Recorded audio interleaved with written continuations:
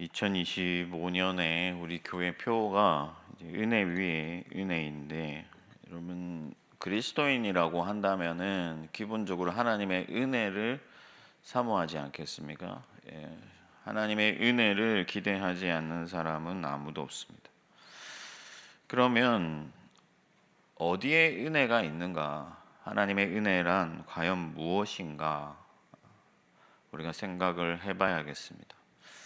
자녀들이 좋은 대학에 입학하면 요즘 한참 이제 합격 발표가 나는 시즌인데, 좋은 대학에 입학하면 은혜인가? 사업이 잘 되어서 그 결과로 누구나 부러워할 만한 그런 집 한 채 장만하면 은혜인가? 물론 그것도 은혜입니다. 은혜일 수 있습니다. 그렇지만은 물질적으로 혹은 현상적으로 잘 된다고 해서 반드시 그게 은혜가 되는가? 그렇지는 않다 하는 거예요. 오히려 그 사람에게 독이 될 수 있어요. 예수님께서는 부자가 천국에 가기가 어렵다고 말씀하셨습니다. 이것은 그냥 부자들을 골려주려고 하시는 말씀이 아니고 실제로 부자들은 천국에 많이 못 간다 하는 거예요. 그러면 여러분, 이 땅에서 우리가 많이 가지고 높은 데 올라가는 것이 꼭 은혜가 아니라면 무엇이 은혜인가?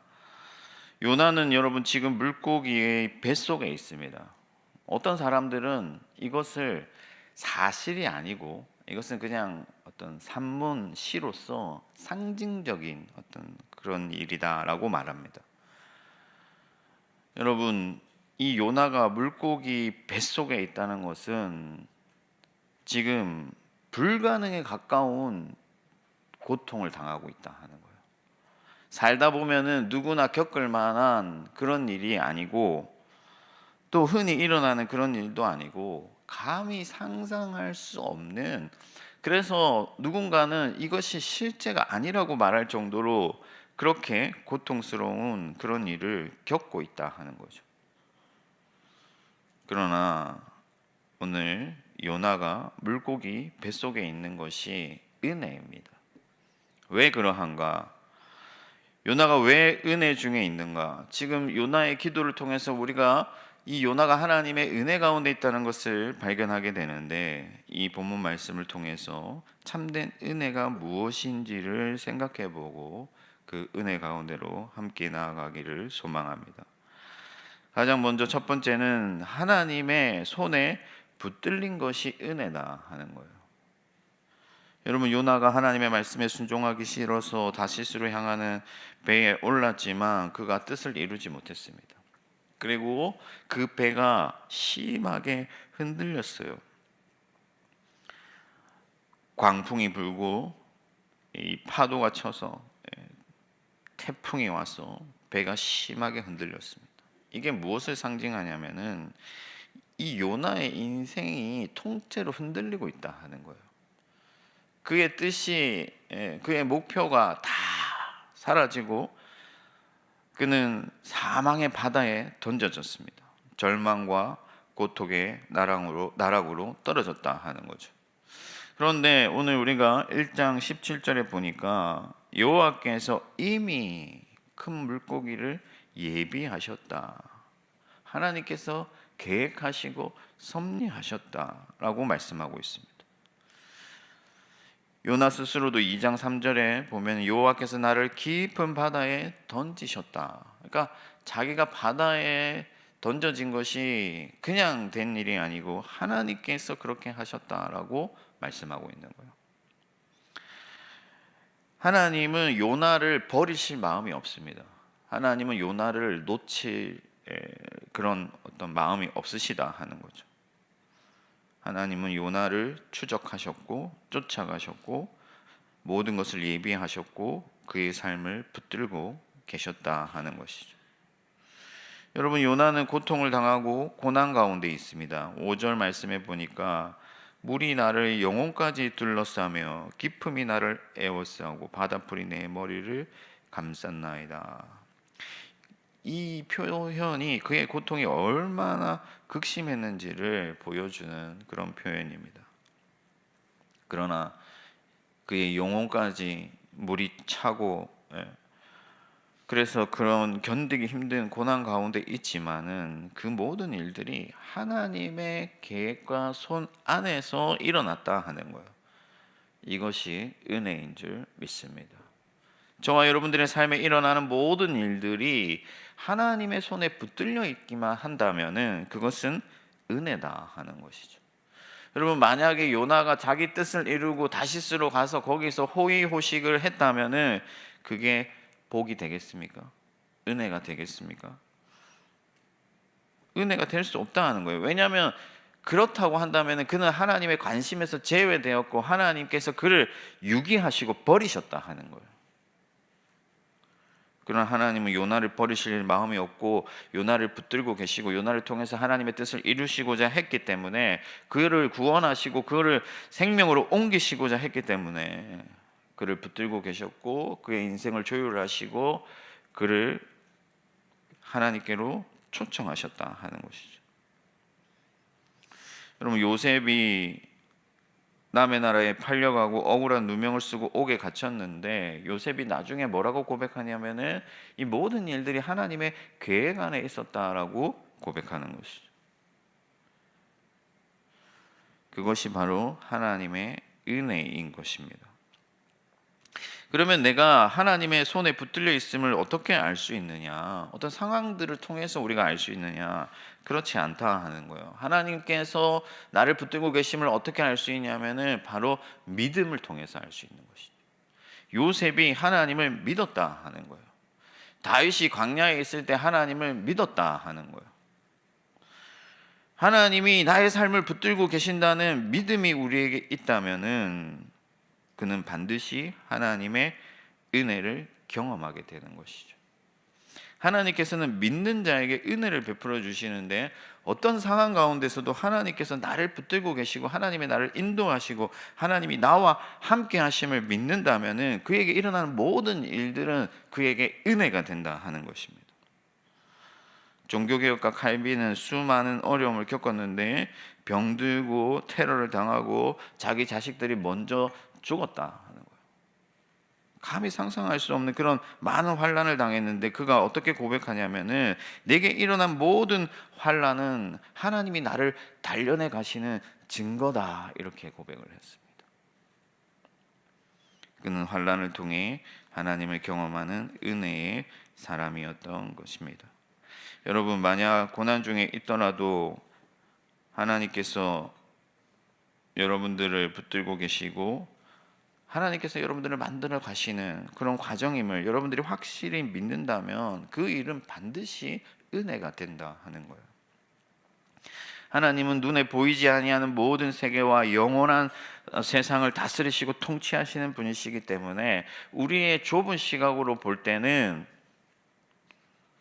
이 일이 고난이고 고통이 될 수 있지만 하나님께서 나를 붙들고 계신다면 은혜 위에 은혜를 주시는 하나님께서 반드시 그 일을 은혜가 되게 하신다 하는 것이죠. 사랑하는 성도 여러분, 하나님은 여러분을 떠나지 않으시는 분이심을 믿으시기 바랍니다.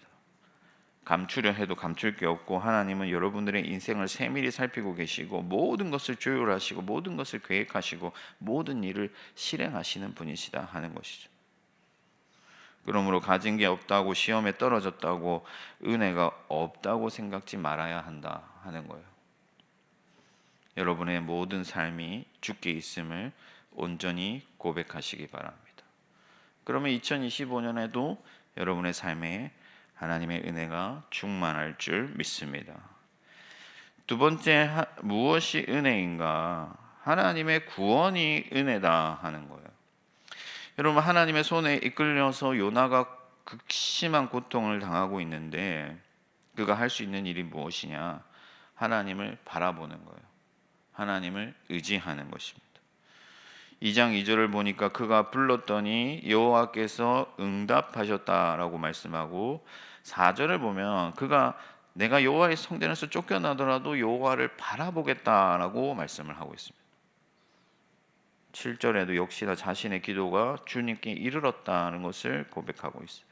여러분, 고난은 아프고 쓰렸지만은 그 고난이 하나님을 향하여서 요나의 고개를 돌리게 만들었고 하나님을 요청했고 그래서 하나님이 그를 도우셨다 하는 거죠.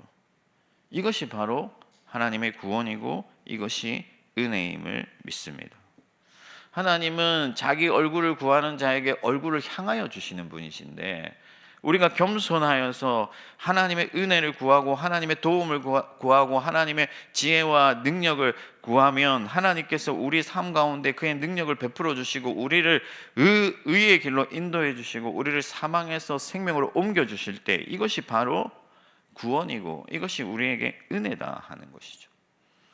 여러분, 하나님은 고치지 못할 병이 없고 이루시지 못할 일이 없다 하는 것이죠.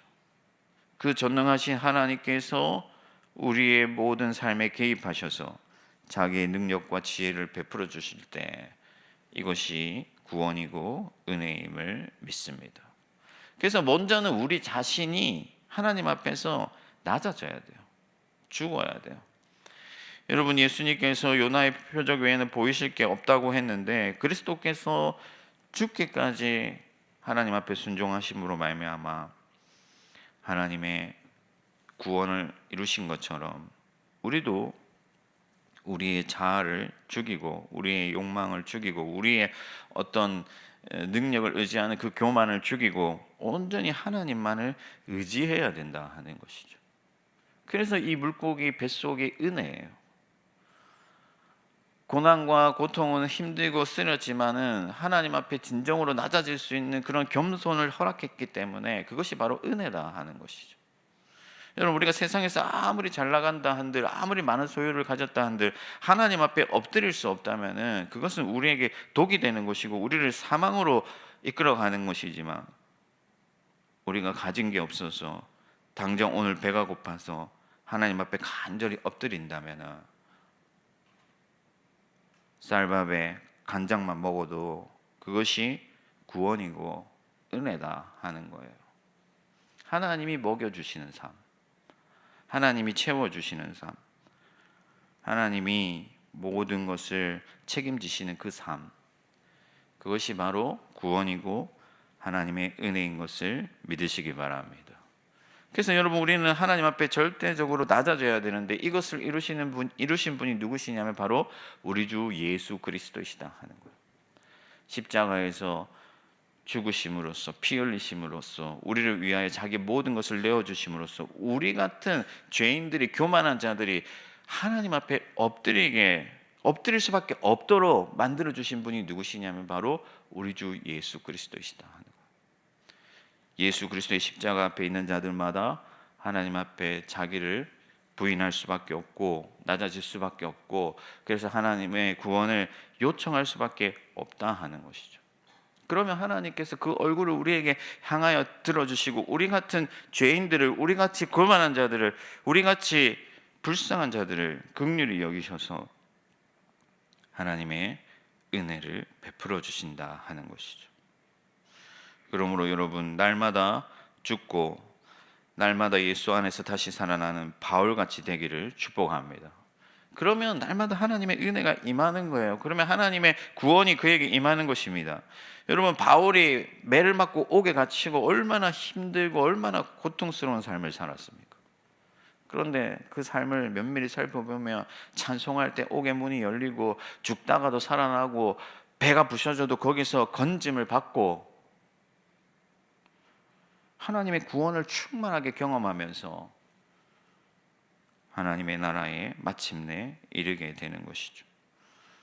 그러므로 여러분, 오늘 이 새벽에도 나를 죽여달라고, 나를 낮춰달라고, 오직 하나님만 의지하게 해달라고 기도하면 그것은 잘하는 일이고 이것저것 잘되게 해달라, 이것 달라 저것 달라 하는 것도 중요하지만은 내 생각, 내 뜻, 내 욕심, 내 욕망을 죽이고 오직 하나님만을 갈망하는 이 새벽이 될 때 하나님의 구원이 여러분들에게 임하고 거기에 하나님의 은혜가 있는 줄 믿습니다.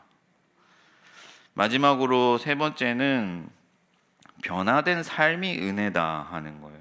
변화된 삶이 은혜다. 여러분, 요나는 하나님께 구원이 여호와께 있습니다라고 고백하고 자신을 회복시키는 하나님께 찬양을 올려드렸어요. 이게 뭐냐면은 요나가 전에는 하나님의 뜻을 싫어하여 도망하는 자였지만 이제는 하나님을 예배하는 자로 변화되었다는 것을 말씀하고 있는 거예요. 하나님의 구원을 경험하고 그 구원의 은혜를 깨닫고 감사하고 그 구원을 갈망하는 자가 되었다 하는 것이죠. 요나가 전에는 생명을 기이 여기는 사람이 아니었습니다. 니느웨 사람들은 다 멸망당하고 다 죽어야 된다고 생각을 했어요. 물론 그가 온전히 변화된 것은 아니었지만 이 물고기 뱃속에서만큼은 그는 하나님의 구원, 생명 이런 것들을 갈망하게 되었고, 그래서 하나님을 예배했고 이제는 내가 니느웨로 가서 그들을 구원하겠다는 결심을 하게 되는 것이죠. 그래서 하나님께서 물고기 뱃속에서 그를 토해냈는데, 이 토해내는 것이 뭐냐면 이제 다른 방향으로 그의 삶을 턴시켰다, 전환시켰다 하는 거예요. 전에는 하나님을 떠나는 삶을 살았고, 전에는 나의 욕망을 위해서 살았고, 전에는 내 뜻대로 살았지만 이제는 하나님의 나라와 하나님의 영광과 하나님의 뜻을 위하여 사는 그 방향으로 삶이 변화되었다 하는 것이죠. 그래서 8절 9절을 보면 거짓되고 헛된 것을 숭상하는 모든 자는 자기에게 베푸신 은혜를 버렸사오나 나는 감사하는 목소리로 주께 제사를 드리며 나의 소원을 주께 갚겠나이다. 그렇게 고백하고 있는 것입니다. 그래서 은혜를 받았고 구원을 받았기 때문에 이제 그 구원의 은혜에 대해 감사하는 자가 되고 자기 삶을 하나님께 드리는 헌신하는 자가 되었다 하는 것이죠. 그것이 바로 은혜인 줄 믿습니다. 왜냐하면 우리가 하나님의 구원의 은혜에 감사하고 하나님 앞에 자기를 드릴 때 하나님은 그 조그만 것이라도 받으시고 그것을 하나님께서는 영광으로 받아주셔서 우리에게도 하나님의 그 영광을 나누어 주시고 그 영광에 참여하는 자로 우리를 불러주시기 때문이다 하는 것이죠. 예수님께서는 너희는 내가 한 일을 할 것이고 나보다 더 큰 일도 할 것이라고 말씀하셨습니다. 여러분, 우리가 어떻게 예수님보다 더 큰 일을 감당할 수가 있겠습니까? 그러나 하나님께서 그렇게 말씀하셨다 하는 거예요. 물론 이것은 질적인 어떤 차등을 말씀하는 게 아니라 그리스도께서 이제는 떠나셔야 하기 때문에 그리스도께서 하지 못한 남은 많은 일들을 우리가 해야 되는 것인데, 하나님께서 우리에게 구원을 베풀어 주시고 그 구원의 은혜에 감사하는 예배자로 삼아 주시고 예수 그리스도께서 이 땅에 남기신 일을 하게 하신 그것이 바로 우리에게 은혜다 하는 것입니다. 여러분, 목사님 저도 성도를 위해서 기도할 수 있는 것 자체가 은혜이고 그것이 하나님께서 저에게 주신 선물인 것이죠. 여러분들도 마찬가지입니다. 여러분들에게 하나님께서 사명을 주셨어요. 여러분들 삶 가운데서 하나님의 뜻을 이루고 하나님의 교회를 위해서 헌신하고 하나님의 나라를 위해서 사람들에게 하나님의 복음을 전하는 그런 사명을 주셨다 하는 거예요. 이것은 누구나 할 수 있고 아무나 할 수 있는 일이 아니고 하나님의 구원의 은혜를 경험하고 감사하고 예배하는 자들만이 할 수 있는 일이다 하는 것이죠. 그래서 여러분들이 삶이 변화되어서 세상으로 나아가서 하나님의 나라를 전파하고 교회를 섬기고 이웃을 사랑하는 그 가운데 하나님의 은혜가 있다 하는 것이죠. 엊그제 뉴스를 보니까 여러분, 그 06년생들이 이제 2025년 1월 1일 12시 새벽 12시가 되면은 술집에 들어갈 수가 있잖아요. 그래서 뉴스를 보니까 홍대고 뭐 어디 건대고 뭐 할 것 없이 모든 대학가마다 술집 앞에 학생들이 줄을 쫙 서가지고 이제 12시만 되면 클럽이고 어디고 다 들어가려고 준비하고 있는데, 그렇게 2025년 1월 1일 12시부터 술을 퍼먹고 길바닥에 털어 누워가지고 남자고 여자고 모텔이 가득하고 이런 어떤 쾌락의 도시가 이 서울이고 그것이 뉴스에 나오는 가운데 제 마음에 불이 붙는 것이죠. 저 영혼들을 어떻게 하면 구원할 수 있을까? 하나님의 은혜가 임했고 하나님의 나라가 우리 가운데 오고 있는데 어떻게 하면 저 영혼들을 구원할 수 있을까? 여러분, 각자의 삶의 자리에서 하나님께서 주신 그 구원의 은혜에 감사하며 하나님의 나라를 위해 힘쓰시는 저와 여러분들이 되기를 축복합니다. 말씀을 정리하겠습니다. 요나는 너무나 큰 고난 중에 있지만 거기서 하나님의 은혜를 경험했고, 죽음 같은 절망 가운데서도 하나님을 갈망했기 때문에 새로운 생명을 얻었다 하는 거예요. 여러분, 인생의 길을 걷다가 보면 우리의 삶에도 고난과 절망이 있을 수 있지만은 하나님은 어떤 고난과 어떤 절망 속에서도 여러분들을 회복시키시는 분임을 믿으시기 바랍니다. 그 믿음이 있으면 하나님께서 어떻게든 그 모든 일들을 은혜로 바꾸어 주시는 거예요. 그리고 온전히 우리의 자아를 죽이고 하나님의 구원을 갈망하시길 바랍니다. 그러면 하나님의 은혜에 대해서 감사하는 자가 되고 예배하는 자가 되고, 그러면 우리가 헌신의 자리까지 나아가게 되고, 헌신의 자리에 있으면 하나님의 영광이 우리의 것이다 하는 거예요. 이 모든 은혜를 온전히 갈망하며 기도하는 이 새벽이 되기를 주님의 이름으로 축원합니다. 하늘에 계신 우리 아버지, 아버지의 이름을 거룩하게 하시며 아버지의 나라가 오게 하시며 아버지의 뜻이 하늘에서와 같이 땅에서도 이루어지게 하소서. 오늘 우리에게 일용할 양식을 주시고 우리가 우리에게 잘못한 사람을 용서하여 준 것 같이 우리 죄를 용서하여 주시고 우리를 시험에 빠지지 않게 하시고 악에서 구하소서. 나라와 권능과 영광이 영원히 아버지의 것입니다. 아멘.